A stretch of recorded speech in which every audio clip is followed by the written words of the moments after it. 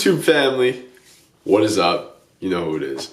Joe Brennan, Strong Island Fitness, and today I wanted to talk about the importance of macro dieting versus actual food dieting. I had actually discussed this in a previous video way back when, probably maybe like a year or so ago, even before I got my first camera. This was in the car with my friend Ken. We had discussed macros and the importance of nutrient timing, but today I really wanted to give a good look at if it fits your macros versus eating real and good clean foods. Now, it is important that you should count your macros. Some people don't find it necessary. I, on the other hand, do find that it is a very good tool to use and something that now in 2017 we have access to. Bodybuilders back in the 60s and 70s, they really didn't have access to how many carbs were in certain things or fats or proteins. They just knew a general idea of what they were getting. Now that our food comes in beautifully labeled packaging with all the nutrient facts, from the vitamins to the carbohydrates to the fat to the protein, the ratios of what you should eat every day, there is such a greater tool for us to use. But with that being said, that doesn't mean that you can really eat whatever you want. People have this misconception with macros that if I have 200 grams a day, it's going to be 200 grams of carbs a day, regardless if I'm eating it from Pop-Tarts, if I'm eating it from cheeseburger buns, it doesn't matter. Okay, I could get, instead of a sweet potato today, maybe I'll just go out and have ice cream. And it doesn't work that way.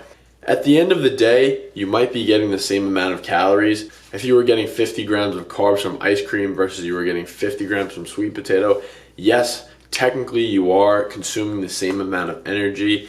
And yes, technically, maybe if you were on a 2,000 calorie diet worth of absolute crap versus 2,000 calories of good healthy food, yeah, you actually might maintain the same weight. That is very possible because you are getting in the same amount of energy. That's all calories really are at the end of the day, right? Is energy. So if you went out and you ate 2,000 calories worth of ice cream and pizza and Pop-Tarts and cheeseburgers versus eating your chicken breast and your ground turkey and your sweet potato, you might be the same weight at the end of the day. But your body composition will not be the same at the end of the day, and let me explain this. Let's say you were at a calorie deficit and you were looking to cut. And let's say your macros were set somewhere along the lines of 60 grams of fat, 150 grams of carbs, and 250 grams of protein. You just started your cut.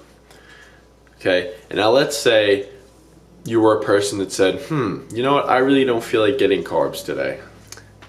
I don't know who would say that, but let's just say you did. You didn't feel like getting carbs all day until your very last meal.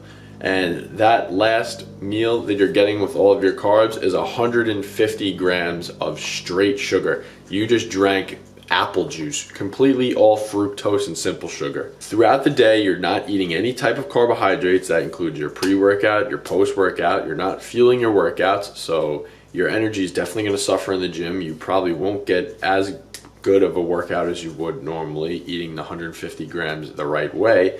Now your post-workout is suffering because you have nothing to replenish your glycogen. And right at the end of the day, you just drink all of your 150 grams of carbohydrates and you're done for the day. Now let me explain why this is very detrimental and how you possibly could be maintaining the same body weight but not the same body composition. When you're going to bed and you have a giant influx of carbohydrates, what is going to happen is you're going to send your insulin through the roof, and for most people, once you send your insulin through the roof, it does have complications with other hormones that are necessary for muscle growth while you sleep, such as growth hormone. It will hinder that when you have such a high spike in insulin. Now you're taking those 150 grams of carbohydrates, you didn't have anything all day, and now right before you go to bed, which is the most inactive time of your 24 hours of the day, you're getting in 150 grams straight of sugar.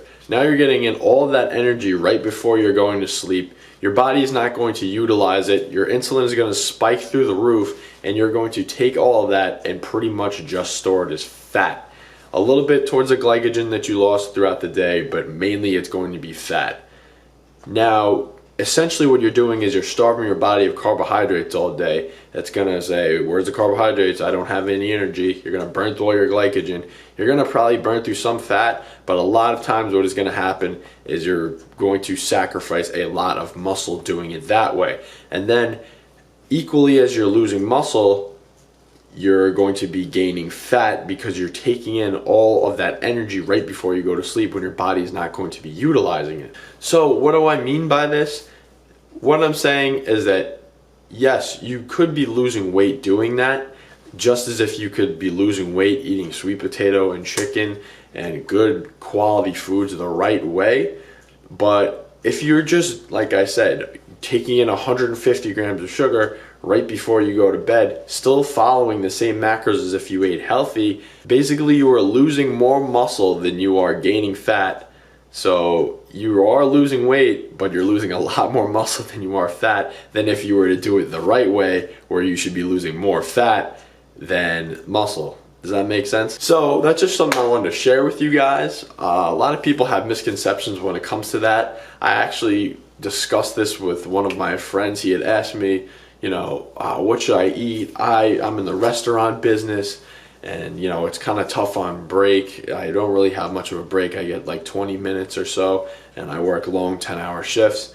And I used to tell him about how I used to work at a place called Lombardi's, and when I used to work there, since we got no breaks, that place was terrible. I used to work like 10-hour shifts as a miner, and we would get like 10-minute breaks if we were lucky. And what I would do is I would take like Metrex bars, and I would stuff them in my pockets.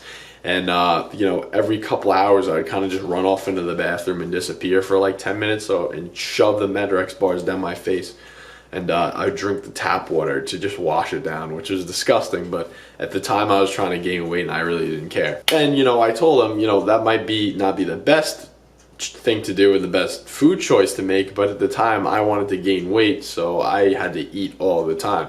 I told him that it was better to eat cleaner foods, and I asked him, I said, just out of curiosity, like how are you getting in your carbohydrates?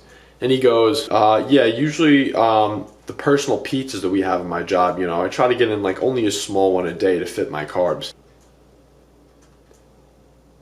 What?